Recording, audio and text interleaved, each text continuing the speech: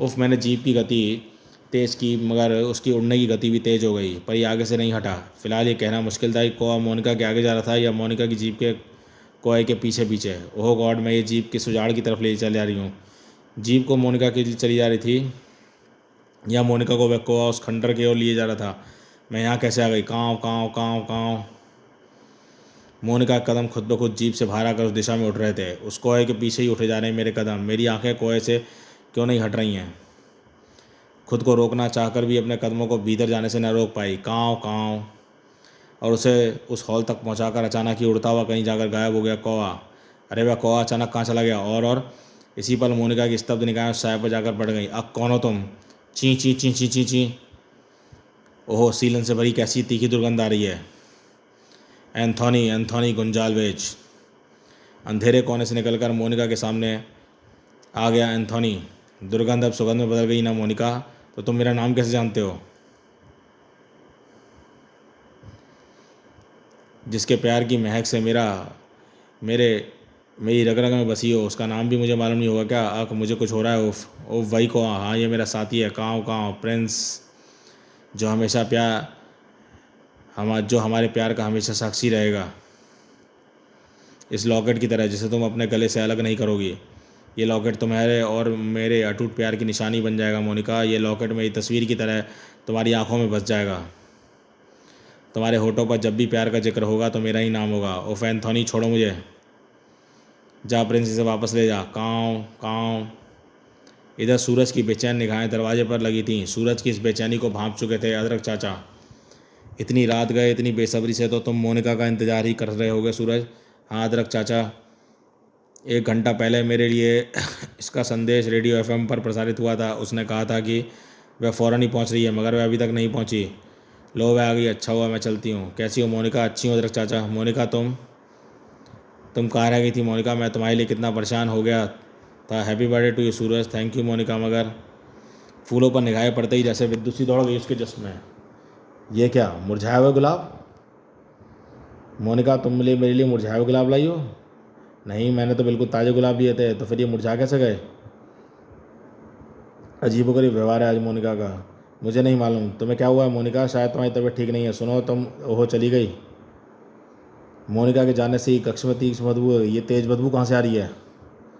उफ, मेरा दम घुट रहा है। सूरज, क्या हुआ? मोनिका इतनी जल्दी वापस कैसे लौट गई? अरे सूरज, क्या हुआ? ऐसा लग रहा था चाचा जैसे मेरी सांसें कोई मेरे जिस्म से खींच लेना चाहता है। कमरे में फैली बदबू मेरा दम घोटे दे रही है अदरक चाचा। बदबू भी तो यहाँ तो कैसी बदबू नहीं है। मुझे तो चारों गुलाब की गंध आ रही है। तुम्हें क्या हो रहा है सूरज? मैं डॉक्टर को बुलाता हूँ। गुलाब, मुरझाए हुए गुलाब? ओहो सूरज, ये क्या किया?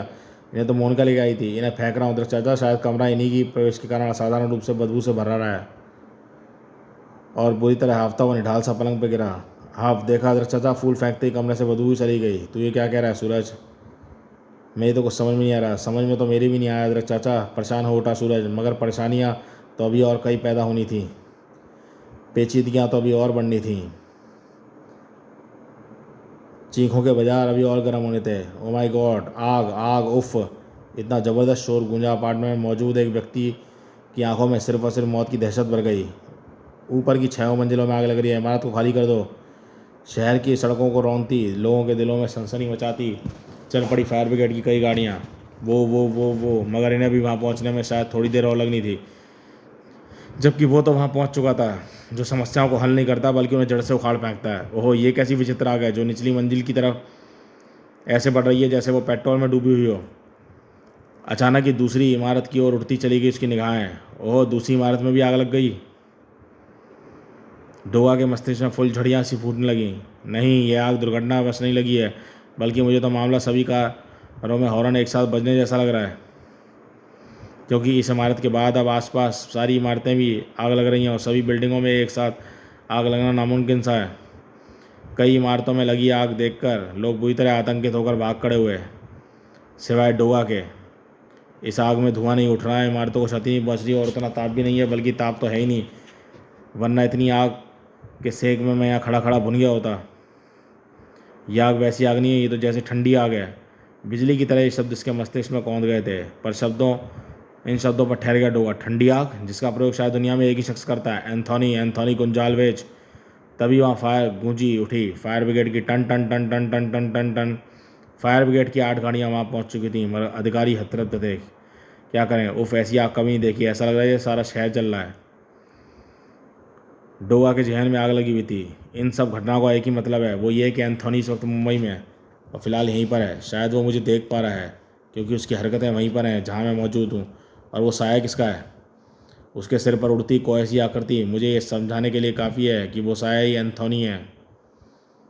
एंथोनी की आंखों में भूकंप नृत्य कर रहा था। हाँ, ये साया मेरा, ये डोगा जो प्रतीक्षा कर रहा है उस पल की जिसके दौरान खून, तबाही व तेरी मौत का नंगा नाच होगा।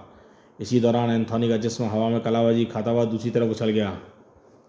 कुछ क्षण और यहीं रुका रहा तो इन इमारतों में लगी आग पर एंथोनी के जिस्म के टुकड़ों की वर्षा करता, यहीं रुका रहता। तभी जबरदस्त झटका खाकर हवा में उछल पड़ा डोगा जिस्म। ओफ, ये क्या! पृथ्वी की गुरुत्वाकर्षण शक्ति बड़ी तेजी के साथ उसे उसके व सड़क के बीच की दूरी कम करती जा रही थी। गिरते समय मैं देख चुका हूँ कि मेरे पीछे कोई नहीं है। फिर मुझे धक्का किसने दिया? लेकिन शायद डोगा का अंत निकट आ गया है, क्योंकि मौत को रोकने के लिए मुझे कोई बांध नज़र नहीं आ रहा। इस वक्त मुझे नज़र आ रहा है मैं या फिर वो सड़क जिसे टकराने के बाद मेरे जिस्म और को सिर्फ और सिर्फ एक ही चीज़ की ज़रूरत होगी, कफन की। मगर नहीं, डोगा का जिस्म सड़क से नहीं टकराया। धप्प! खुदा पर उसका भरोसा इसीलिए तो कायम था। अरे तुम तो डोगा हो, तुम ऊपर से कैसे गिर पड़े? ज़िंदगी की ठोकर लगने वाली हो तो कोई कहीं से भी गिर सकता है इंस्पेक्टर। वो तो फायर ब्रिगेड वाला बिछाया गया जाल था। हाँ, लेकिन अगर वो शख्स हमारा ध्यान फ़ौरन ही तुम्हारी ओर न दिलाता तो आज तो हम काम से गए थे डोगा। अरे वो कहाँ गया? कौन? काले वस्त्रों में था, उसके सिर पर एक कौवा मंड रहा था। एंथोनी सर, वो देखिए, सभी इमारतों में लगी आग खुद ही बुझ रही है और वो सारी आग जैसे डोगा के सीने में भड़कती चली जा रही थी। अगले दिन के शहर सभी छोटे बड़े समाचार पत्र पिछली 2 रात घटी उन 2 विश्वसनीय खबरों से भरे थे। पार्किंग में खड़ी कारों के हॉर्न अपने आप बजे, कई इमारतों में लगी जादुई आग। मगर घटनाएं केवल रात को ही नहीं घट रही थीं, रात से पहले भी जानी थी। चर्र! और अंदर अब का दृश्य देखने के बाद चीता की निगाहें विचित्र अंदाज में सिकुड़ी। चर्र! मोनिका, ये क्या कर रही हो? किसकी फोटोग्राफ फाड़ रही हो? सूरज के साथ अपनी सगाई के? चीता का मस्तिष्क साय कर उठा। अचानक चहक कर उसकी निगाहें मोनिका की ओर उठी। क्या चल रहा है? अरे मोनिका, क्या पागल हो गई हो? अपनी सगाई की एल्बम जला रही हो? आखिर ये क्या पागलपन है मोनिका? सूरज ये सुनेगा तो उस पर क्या गुजरेगी? मगर कोई जवाब न दिया मोनिका ने। चीता को ठगा सा छोड़कर हवा के झोंके के समान वे कमरे से बाहर निकलती चली गई और समा गई उस आगोश में। मेरा प्यार तुम्हें एक ऐसे संसार में ले जाएगा मोनिका, जहाँ सिर्फ और सिर्फ प्यार होगा और यूं भी प्यार के बीच कुछ होना नहीं चाहिए। प्रेम की दीवानी हुई मोनिका के मुंह से मधोशी भरे स्वर निकले। मुझे उस संसार में ले चलो एंथोनी, ज़रूर ले चलूँगा, मगर अभी नहीं, अभी तुम्हें वहाँ ले जाने का वक्त नहीं आया है। मगर मेरा वादा है कि जल्दी तुम्हें वहाँ ले जाऊँगा। उस वक्त शाम को रात अपनी चादर में लपेट रही थी और आज की रात सहमा हुआ था शहर। हल्की सी आहट पर लोगों के दिल की धाड़ धाड़ करके बज उठते थे। वो अदरक चाचा की सलाह पर आज बाहर गश्त पर नहीं निकला था सूरज। मैं सिर्फ ये देखना चाहता हूँ सूरज कि अगर तुम डोगा के रूप में बाहर नहीं जाते तो क्या आज रात भी शहर में कोई ऐसी जादुई हंगामा होता है या नहीं। लॉन जिम, मैं आपकी बात मानकर रुक तो गया अदरक चाचा, मगर मुझे उम्मीद है कि हंगामा ज़रूर होगा और इस बार शायद इसका निशाना जिम और उसके आसपास का क्षेत्र होगा। आधी रात के वक्त कौन टेलीफोन कर रहा है? करन करन करन करन करन। अदरक चाचा ने आगे बढ़कर रिसीवर उठाया, मगर उस क्षण वे न केवल खुद हैरान हो गए बल्कि सूरज भी हैरान हो गया। अरे रिसीवर उठाने के बाद भी घंटी बज रही है, करन करन। अब मुझे डोगा के रूप में बाहर निकल कर देखना होगा अदरक चाचा कि ऐसा क्या सिर्फ जिम में हो रहा है या आसपास के अपार्टमेंट में भी। कुत्ते उसका डोगा बनने का सारा सामान ले आए थे जिन्हें धारण करके उसे बन जाना था डोगा। लेकिन यह क्या, ड्रेस में डॉग मास्क तो है ही नहीं। कुत्ता डॉग मास्क क्यों नहीं लेकर आया? ठहरो मोती, तुम मेरा मास्क कहीं गिराया हो? दूसरे ही पल वहाँ गूंजने लगी आवाज़ को सुनकर जहाँ जड़ हो गया सूरज। मोती मास्क गिरा कर नहीं आया है सूरज, बल्कि मास्क यहाँ है मेरे पास। तो तुम? जैसे आकाश से बिजली सी गड़गड़ा कर उस पर गिरी। हाँ, मैं एंथोनी कुंजालवे, जो तुम्हारी मौत की प्रतीक्षा में है डोगा। विषाक्त से स्वर से कहता चला गया एंथोनी। मैं तुम्हारा ये राज जानता हूँ कि सूरज और डोगा एक ही आदमी के दो रूप हैं। जरा सोचो डोगा, अगर ये रहस्य आम हो जाए तो तुम्हारा क्या अंजाम होगा। अपने मास्क को तुरंत ही चेहरे पर धारण करने के बाद खतरनाक व जहरी मुस्कान उभर आई थी डोगा के होठों पर। अगर मेरी गन में भरा बारूद कफन बनकर तुम्हारे उस जिस्म से लिपट जाए तो तुम्हारा क्या अंजाम होगा एंथोनी, ये तुम सोच भी नहीं पाओगे। गन का ट्रिगर दबाने की को कसने लगी उसकी उंगली। डोगा ही सूरज है, ये राज केवल दो सुपर हीरो ही जानते हैं, एंथोनी और कोबी। मगर उसी पल उठा काँव काँव का तीव्र शोर और दूसरे पल कई कौए उसके चेहरे से आ टकराए। काँव काँव काँव काँव काँव काँव काँव काँव काँव काँव काँव। एंथोनी का टास किसी की भी हड्डियों में शरण पैदा कर सकता था। हाँ हाँ, बदले की आग बारूद के भी पर कच्चे उड़ा देती है डोगा। उफ, ये कौए मुझे नोचे दे रहे हैं। काँव काँव काँव काँव काँव काँव। इन कौओं को से इसी ढंग से बचा जा सकता है। उधर डोगा झूम रहा था एंथोनी की बुलाई मुसीबत से, और इधर अन्य अपार्टमेंट में टेलीफोन की घंटियाँ शोर मचाया हुआ था। करन करन करन करन करन करन करन। अजीब सा खौफ फैला हुआ था। फिर अचानक वे घंटियाँ बजनी बंद हो गईं और वहाँ फैली दहशत में इजाफा करने आ पहुँचे सैकड़ों की संख्या में कौए। ओहो नहीं, इतने सारे कौए खिड़कियों के कांच तोड़ के अंदर प्रवेश कर रहे हैं। कैसी मनुष्यत घर में प्रवेश कर रही है। कहाँ से आ गए ये कौए। प्रत्येक अपार्टमेंट का हर फ्लैट गूंज उठा था कौए की कर्कश स्वरों और लोगों की चीखों से। आ बचाओ, भागकर अपनी जान बचाओ, क्योंकि ये कोई भूतिया चक्कर है जिससे निपट पाना हमारे बूते में नहीं है। काँव काँव काँव काँव। अपनी आँखों को भुजाओं से ढक लो वरना कौए कहीं आंखें ना फोड़ दें। मगर सिर्फ अंदर ही क्यों, बाहर भी चारों ओर गूंज रहा था कौओं का शोर। खिड़कियों के आगे लोहे की अलमारियों सरका दो, चाकू डंडे खपच्चियाँ जो भी शस्त्र मिले थाम लो, मार डालो इन मनूस कौओं को। काँव काँव काँव काँव काँव काँव। डोगा खुद भी जूझ रहा था उस काली मौत से। कौए सैकड़ों की संख्या में। हाँ हाँ, तू तो कौओं से ही निपट नहीं पा रहा डोगा, इस तरह तो मैं इनसे निपट नहीं पाऊंगा। तभी कौओं पर झपट पड़ी आग। ओहो आग, इस वक्त इसी की ज़रूरत थी मुझे। कर्र फर्र। आग लेकर फ़ौरन आ पहुंचे थे अदरक चाचा। कौए जिम में घुसाए थे डोगा, जिससे बचने के लिए मैंने मशाल जला ली थी। आप बड़े सही वक्त पर पहुंचे अदरक चाचा। तुमने ठीक कहा डोगा, तुम्हारे अदरक चाचा बड़े सही वक्त पर यहाँ पहुँचे हैं। भाग कर, क्योंकि यहाँ तुम्हारी आंखों के सामने इसके जिस्म की चमड़ी को बड़े आराम व इत्मीनान से उधेड़ सकता हूँ। नहीं, रुक जा एंथोनी, अपने हाथ रोक ले। ओह नहीं, धाड़। ये हाथ अब इस जिस्म को खून से लाल किए बिना नहीं रुकेंगे डोगा, क्योंकि हर उस आदमी पर जुल्म करने में मज़ा आएगा जिसके जिस्म पर बड़ी चोटों का दर्द तुझे होता होगा। ठक। खून उतर रहा था उस वक्त डोगा की आंखों में। एंथोनी के जिस्म के पर कच्चे उड़ा देने के लिए आगे बढ़ा वह, मगर इसी पल 4 कदम पीछे उछल गया वह। ओहो, यह एंथोनी की उस अदृश्य शक्ति का वार है जिसने मुझे पहले भी टेरेस से धक्का दिया था। डोगा की शक्तियाँ जकड़ लिया उन शक्तियों को। ओह, ऐसा लग रहा है जैसे लोहे के शिकंजों ने जकड़ लिया है मुझे। हथौड़े जैसा प्रहार होता है। अदरक चाचा को हाथ मत लगाओ एंथोनी। उफ, आहा। घबराओ नहीं डोगा, मैं तुम्हारे अदरक चाचा को मारूंगा नहीं। उनका खून व जख्मों से भरा जिस्म बैंडेज बांधने के लिए तुम्हारे वास्ते छोड़कर जाऊंगा। आहा, मगर मैं तेरे जिस्म को बैंडेज के लायक भी नहीं छोड़ूंगा। एंथोनी रुक जा। धाड़। अदरक चाचा के हाथ भी एंथोनी को प्रहार करने के लिए उठे थे, मगर वह एंथोनी को छू भी नहीं पाया, क्योंकि बीच में ही प्रिंस को आ गया था अपने कौए साथियों को लेकर। हाँ, नोच डालो अदरक चाचा का जिस्म। काँव काँव काँव काँव। इधर अज्ञात शक्तियों की मार के आगे व्यवस्था डोगा। सचमुच बेबस हो गया हूँ। दुश्मनी दिखाई न दे तो डोगा क्या करे। हंगामा उन इमारतों में भी जारी था, मगर दुश्मन यहाँ भी कहीं दिखाई नहीं पड़ा था। यह क्या अनहोनी है। कौए गए तो घर का सारा सामान अपने आप उथल पुथल होने लगा है। यह भूत प्रेत आत्माओं का खेल है। बहू बर्तन टूट टूट कर बिखर रहे थे। खनाक पथराए से खड़े लोग सब कुछ होता देखने के सिवाय और क्या कर सकते थे। अदरक चाचा भी, जो शराबियों के सामान गिर पड़े थे। आज के लिए इतना ही काफ़ी है, फिर मिलूंगा डोगा। चला प्रिंस भी सैकड़ों कौओं की भीड़ के साथ काले आकाश में उड़ लेता चला गया। होठों पर खून से डूबे शब्द लिए उठ खड़ा हुआ डोगा। अदरक चाचा, अपने शिष्य को माफ़ कर देना कि आज वो आपकी रक्षा नहीं कर पाया, लेकिन आपकी सौगंध अदरक चाचा, एंथोनी नाम की वो लाश अब वापस कब्र में नहीं जाएगी। पिछली 3 रातों में घटी 3 रहस्यमय रोंगटे खड़े देने वाली घटनाओं से घबराए लोगों के पास अब सिवाय दूसरे कोई रास्ता नहीं था। जब तक ये भूतिया घटनाएं बंद ना हो मैं यहाँ नहीं लौटूंगा। जाने तो जान है, हम भी तब तक नहीं लौटेंगे। चीता के सामने भी बिखरे पड़े थे अखबार। इन सब रहस्यमय घटनाओं का आखिर मतलब क्या है। अरे मेरी चाय। Daily times. बीती रात एक पॉश कॉलोनी में भूतिया हरकतों के बाद आतंकित लोगों द्वारा बस्ती खाली होना शुरू। सुबह की चाय को लेकर मोनिका अभी तक उसके पास नहीं पहुंची थी। ये मोनिका अभी तक नहीं उठी नहीं क्या? मोनिका के कमरे में प्रवेश करने के साथ ही उसके नथनों में अजीब सी गंध भरती चली गई। कैसी अजीब सी गंध भरी है कमरे में, ठीक वैसी जैसी उस वक्त उठती है जब किसी सीलन से भरे तहखाने में एक लंबे समय बाद खोला गया हो। मगर ये गंध मोनिका के कमरे से कहाँ से आ गई? ओह, ये गंध तो खुद मोनिका से आ रही है। चीता की चौकस निगाहें सब बुरी तरह चौंक पड़ी। मोनिका के कपड़ों पर बिस्तर बीट चिपकी हुई है। ये बीट चूहे की है किसी पक्षी की? गंध इसी से उठ रही है। मगर ये मोनिका के वस्त्रों पर कहाँ से लगी?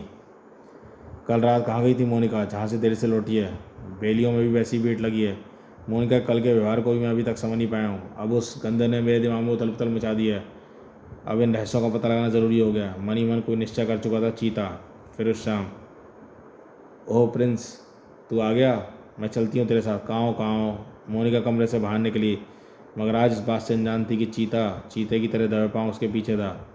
एक कोए को कल उस वक्त भी मैंने खिड़की के बाहर देखा था, जब मोनिका एल्बम को नष्ट करने की कोशिश कर रही थी, और आज ही मोनिका इस कोए के पीछे जा रही है। कोए का मोनिका से क्या संबंध है? उफ, सब कुछ उलझन भरा है। पीछा जारी था और यहाँ गुर्र भाव आ गए तुम चारों। मैंने तुम्हें एंथोनी का पीछा करने के काम पर लगाया था। मुझे बताओ कि तुमने अपना काम पूरा किया नहीं। गुर्र भावा, कुत्ते गुर्रा गुर्रा कर जैसे सब समझाते चले गए।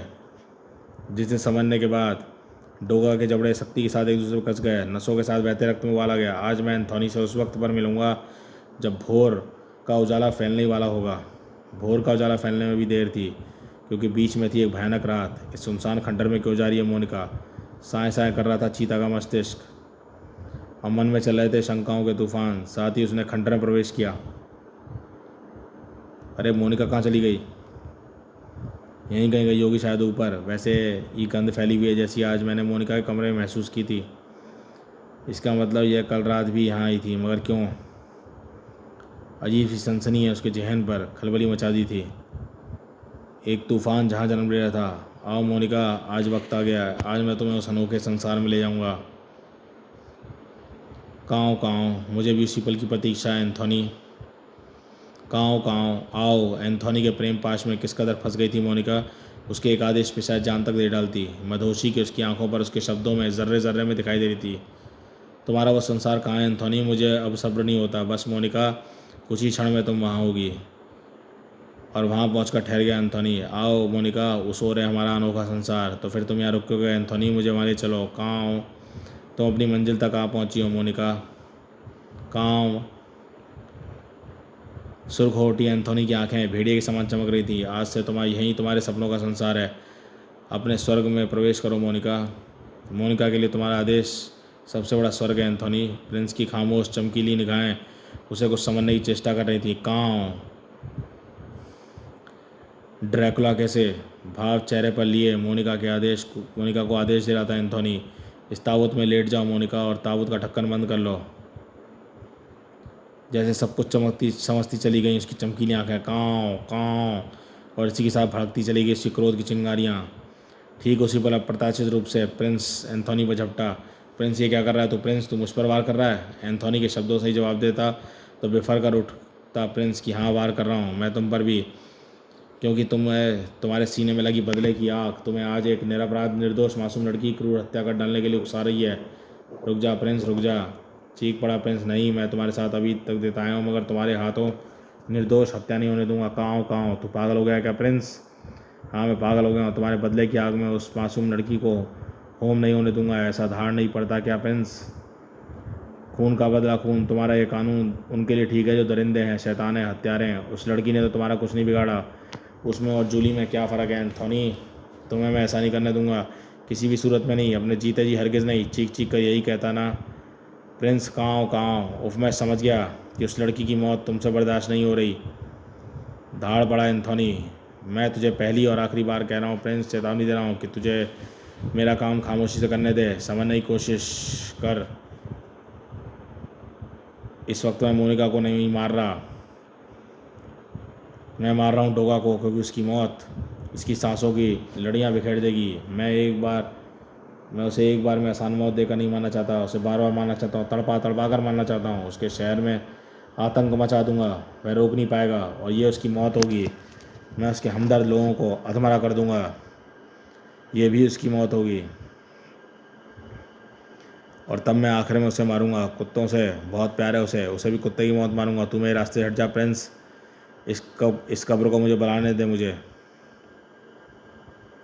सचमुच पागल हो गया था प्रिंस। परछाई की तरह एंथोनी के साथ रहने वाला आज अपने वजूद एंथोनी को खूंखार दुश्मन नजर आ रहा था। क्रेच, तू नहीं मानेगा प्रिंस, तो फिर मुझे मजबूर समझ मुझे, मैं तेरी भी जान ले लूँगा प्रिंस, तुझे भी ख़त्म कर डालूंगा। टन हर वो दीवार गिरा दूंगा जो मेरे और डोगा की दुश्मनी के बीच अपना सीना आगे बढ़ाएगी।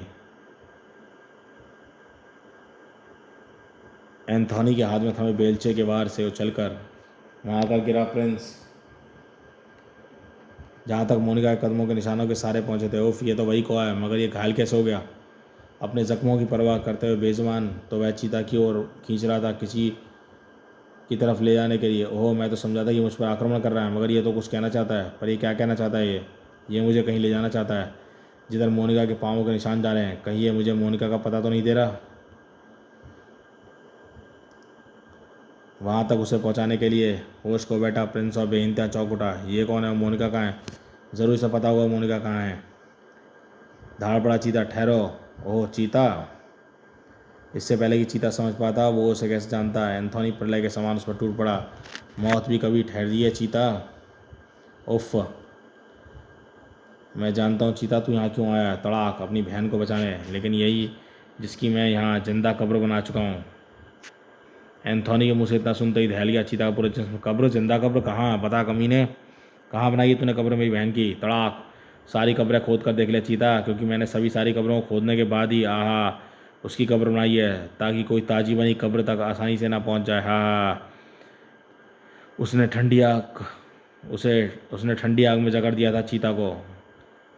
ठंडी आग जो जलाती नहीं बल्कि तड़पाती है, बेबस कर डालती है। फर्र धप,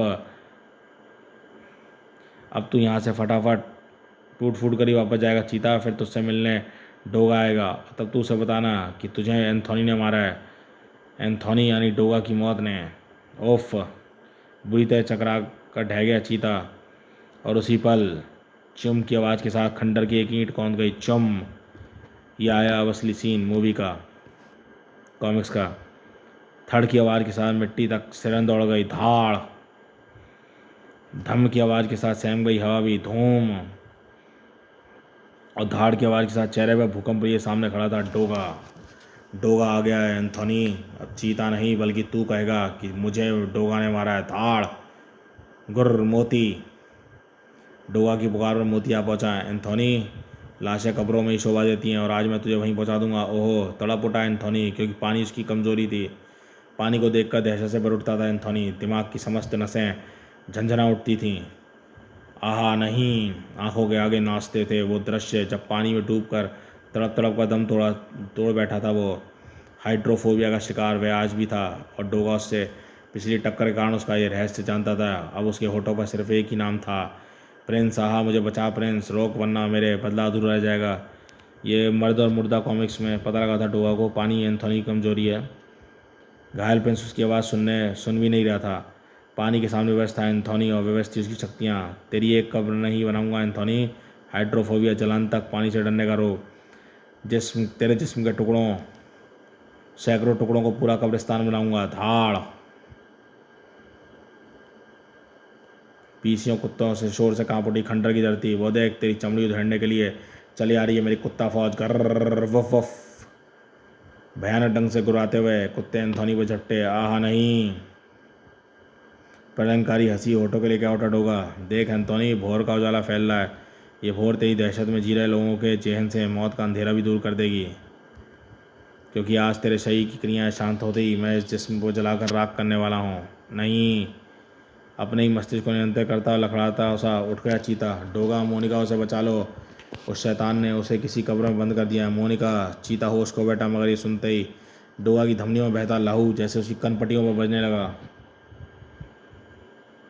और इधर बेजान होकर लुढ़क गया एंथोनी का जिस्म। और तब डोगा के आदेश पर कुत्ते एंथोनी को छोड़कर वहाँ फैली पड़ी सैकड़ों कब्रों पर टूट पड़े, मिट्टी के पंजों को रिदने लगे। और पागल सा हो गया डोगा। मोनिका को कब्र में बंद कर दिया है तूने एंथोनी, हत्यारे, बता कौन सी कब्र में बंद किया तूने, बता कमीने। मगर डोगा जानता था कि 12 घंटों तक एंथोनी की जुबान को भगवान भी नहीं खुलवा सकता। तब डोगा के आदेश पर कुत्ते एंथोनी को छोड़कर फैली कब्रों में टूट पड़े और अपने पंजों से मिट्टी को खरीदने लगे। जल्दी करो मेरे कुत्ता मित्रों, मोनिका को कुछ हो गया तो जिंदा नहीं रहेगा। डोगा भी वुफ वुफ वुफ खच गुर्र जुनून सा सवार होता चला गया उस पर। छाती फट जा रही थी डोगा की। अब समझ में आ गया था कि उस मौत के उन गुलाबों का रहस्य जो मोनिका उसे लेकर आई थी। वह समझ गया था कि उस पर एंथोनी का मनहूस साया पड़ा हुआ था। उस सैकड़ों कब्रों का पता अब उसे सिर्फ एंथोनी दे सकता था। और तब उठ खड़ा हुआ डोगा। शायद उसे पूरे एक ज्वालामुखी के सीने में उतना लावा नहीं भरा होगा जितना इस वक्त डोगा के चेहरे पर था। कौन कहता है कि मुर्दा सिर्फ रात में ज़िंदा होता है? आज मुर्दे को दिन में भी ज़िंदा होना पड़ेगा। मिट्टी का तेल कितनी कब्रों खोद पाता वह। उफ, कहाँ हो मोनिका तुम? बस एक बार बाहर आओ, तुम्हारी आंखों सामने मैं शैतान मुर्दे को अग्नि के सुपुर्द करूँगा। मगर खुद कब्र फाड़ कर बाहर कैसे आ जाती है मोनिका? और उस और निगाहें जाते ही डोगा का दिमाग भक्क हो गया। अरे कहाँ गया मुर्दा? मुर्दा यहाँ था, उस पारदर्शक साए के कब्जे में, जो कि सजा का था। सजा जिसका दूसरा रूप है वेनू। डोगा का ध्यान लाश की तरफ नहीं था। अवसर पाती में उसे लाश को उड़ा रही। प्रिंस, तूने सही वक्त पर रूपनगर पहुंचकर एंथोनी के बारे में खबर दी थी, वरना आज अनर्थ हो जाता। कहाँ? खंडर के बाहर एक एम्बुलेंस की प्रतीक्षारत थी। सजा लाश ले आने में कामयाब हो गई है। एंथोनी की लाश को एम्बुलेंस में पिछली सीट पर लेटाने के बाद सजा प्रवेश कर गई अपनी बॉडी में। चलो इतिहास, जल्दी करो, अब यहाँ रुकना ठीक नहीं है। मगर एंथोनी की आत्मा क्या होगा? वो अभी भी इस खंडर में ही होगी, अपने जिस्म तक पहुंचना चाहती होगी। वेनू अपनी आत्मा के तंत्र मंत्रों की शक्ति से अपने शरीर से अलग करके मनचाहा काम ले सकती है। उसे मैं अपनी शक्ति से उसके जिस्म तक पहुंचाऊंगी। ओह, यहाँ फिर से रूपनगर में मकसद हल हो चुका है। अब जितनी जल्दी बॉर्डर क्रॉस करके रूपनगर पहुंचेंगे उतना ही अच्छा होगा। सब कुछ जितना आसान समझ रहे थे, बाकी उतना आसान नहीं था। एंथोनी की लाश को उस एम्बुलेंस में लेकर कौन भाग रहा है? RN2S 2435। अदरक चाचा से वादा किया था कि मैंने कि एंथोनी को वापस की कब्र में रूपनगर नहीं पहुंचने दूंगा। मगर एम्बुलेंस का नंबर बता रहा है कि एंथोनी को ले जाने वाली ये कोशिश वेनू और इतिहास की है, क्योंकि रूपनगर में उस मुर्दे के सबसे बड़े हमदर्द वही दोनों हैं। मगर पहले पुलिस कंट्रोल रूम को खबर देकर चेक पोस्टों पर एम्बुलेंस को रुकवाने की कोशिश मुझे भी करनी होगी। द्रुत वेग से दौड़ रही है एम्बुलेंस को अचानक ही ब्रेक लगा दिए। क्या हुआ इतिहास? एम्बुलेंस को रोक दी। चेक पोस्ट पर चेकिंग हो रही है। पुलिस की निगाहों से हम एंथोनी की लाश को छुपा नहीं पाएंगे। हम दूसरे रास्ते से जाएंगे। दूसरे रास्ते पर भी पुलिस की नाकाबंदी थी सख्त। एक तीसरा रास्ता और भी है, जानता हूँ। उम्मीद है कि वहाँ हमारा सामना इस उलझन से नहीं होगा। मगर उस उलझन के बारे में तो दोनों में से किसी ने नहीं सोचा था। ओह, यहाँ तो और भी बड़ी मुसीबत खड़ी है। एम्बुलेंस को वापस घुमाओ। इतिहास बनना है खूंखार कुत्ते, हमें यहाँ और आगे नहीं बढ़ने देंगे। वाह वाह वाह वाह, वो गुर्र वफ वफ वफ। तुम्हारे निकालने के तमाम रास्ते बंद कर दूंगा इंस्पेक्टर इतिहास। तुम एंथोनी की लाश लेकर यहाँ से नहीं जा सकते। उफ, कुत्तों से पीछे छूटा। फिलहाल मैं एम्बुलेंस को वापस ही खंडर में ले जा रहा हूँ वेनू, क्योंकि डोगा सपने में भी नहीं सोचेगा कि हम वापस वहाँ भी जा सकते हैं। मुझे फिक्र इस बात की है, सूर्यास्त होने को है। अगर एंथोनी जिंदा होकर फिर नगर में हंगामा मचाएगा तो क्या हम इसे रोक पाएंगे? अगर नहीं रोक पाए तो डोगा से उसका फिर टकराव होगा। और मैं एंथोनी की डोगा से दुश्मनी की वजह के बारे में सोच रही हूँ। ये वजह जूली के अलावा और कोई नहीं हो सकती। जूली आज हॉस्पिटल में कोमा में हालत में है, जिसकी वजह है डोगा। क्योंकि मैं नकली इंस्पेक्टर इतिहास को ख़त्म करने के लिए उस बिल्डिंग को ही डोगा ने उड़ा दिया था जिस पर जूली बनी थी। मैंने उस वक्त सजा के रूप में जूली को बचा तो लिया था, मगर फिर भी मुझे पहुंचने में देर हो गई और शायद सिर पर चोट लगने के कारण ही वह कोमा में चली गई। और जिसकी इस हालत का जिम्मेदार एंथोनी डोगा को ही मानता है। तबाह गूंज उठी सर। ओह, मगर डोगा को आज तक मालूम नहीं था कि वेनू की उस इमारत में जूली भी बंधी थी। डोगा डोगा। दोस्तों, ये सीन देख के मुझे याद आ गई सूरमा कॉमिक्स की। उसमें भी परमाणु के प्रोफेसर वर्मा जो थे, प्रोफेसर वर्मा, वो भी बेहोश हुए थे, कोमा में चले गए थे, जिसके लिए परमाणु भी नागराज को जिम्मेदार समझ रहा था। मैंने तो उस वक्त सिर्फ वहाँ एंथोनी को बंधे पाया था। यही सोचा था कि अगर मैं बिल्डिंग को उड़ा दूँ तो एंथोनी वहाँ से तुरंत टेलीपोर्ट होकर बच जाएगा, मगर बचा सिर्फ नकली इंस्पेक्टर इतिहास। सूरमा कॉमिक्स आप चैनल की प्लेलिस्ट में पढ़ सकते हैं हमारे में, नागराज कॉमिक्स की जाके। इस बारे में जानने के लिए पढ़ें मर्द और मुर्दा में जो हुआ था ये कांड। मगर मुझे मालूम है कि वहाँ जूली भी बंधी है और मैं हरगिज़ इमारत को उड़ाने की भूल ना करता। मगर ये बात एंथोनी को किस तरह से समझाई जाए ताकि उसके सीने में भड़कती आग ठंडी हो जाए। उसके सीने में भड़कती आग बुझेगी मेरी मौत से। तूने ठीक कहा डोगा, और अब ये आग तेरी मौत के साथ ही बुझेगी। डोगा तो मोनिका के मौत के साथ यूँ भी मर गया है। धड़ाक। एंथोनी रुक जाओ एंथोनी। एंथोनी के हाथ अब इसके जिस्म को लाश बनाकर ही रुकेंगे और अब इसकी कब्र बनाकर ही लौटेगा एंथोनी। खनाक धाड़। डोगा को भी वैसी तड़पा तड़पा कर मारने की सौगंध खाई थी उस वक्त मैंने, जब जूली की हालत के विषय में मुझे प्रिंस ने बताया था। थमम। क्यों डोगा, खूब तड़पाया ना मैंने तुझे। हा हा हा। आज तेरी उसी गन से मैं तेरे जिस्म के परगच्चे उड़ा दूंगा जिसे तूने उस वक्त उस इमारत को उड़ाया था। सावधान डोगा। ट्रैगर पर कसने लगी थी एंथोनी की उंगली कि ठहर जाओ एंथोनी, अगर तुमने गोला दागा तो डोगा के साथ तुम मेरे जिस्म की परख छोड़ जाओगे। सामने से हट जाओ इतिहास, मुझ पर खून सवार है। हाँ हट जाओ इतिहास, जिस बारूद से डोगा बचपन से खेलता है उससे डोगा को नहीं डरा सकता। ये मुझे मार तो नहीं सकता था पर डोगा अपनी मोनिका से बिछड़कर जीना भी नहीं चाहता है। पर एक बात तुम जान लो एंथोनी कि जो कुछ भी हुआ वो अनजाने में हुआ है। डोगा कुछ भी कर सकता है पर किसी की जुदाई का कारण नहीं बन सकता। हाँ एंथोनी, डोगा ठीक कहता है। जूली को डोगा ने घायल नहीं किया, उसने मेरे हमशक्ल को ख़त्म करने के लिए बिल्डिंग उड़ाई थी। वो नहीं जानता था कि जूली भी उस बिल्डिंग में कैद है।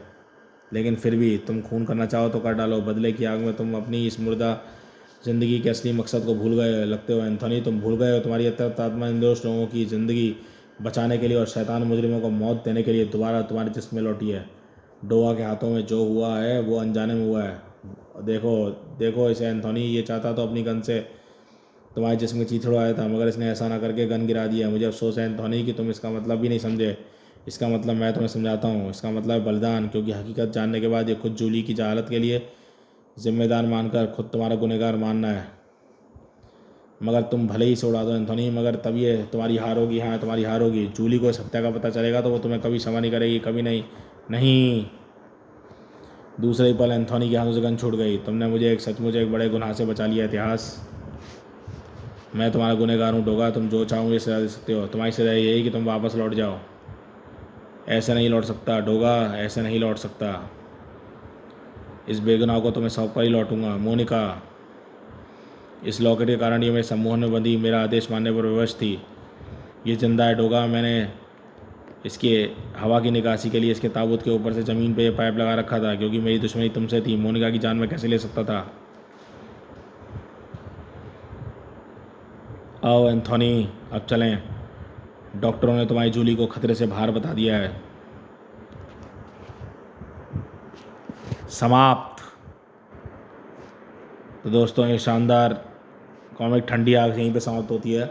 इसमें काफ़ी सस्पेंस भरा हुआ था। पहले मुझे लगा कि जो विडो किलर था मर्द और मुर्दा कॉमिक्स में आया था वो एंथोनी के शरीर में समा गई उसकी आत्मा और वो उससे सब कांड करवा रही है। लेकिन यह सस्पेंस तो कुछ और ही निकला कि जूली का बदला लेने के लिए एंथोनी ये सब कर रहा था और बाद में ये किस्सा भी सुलझ गया।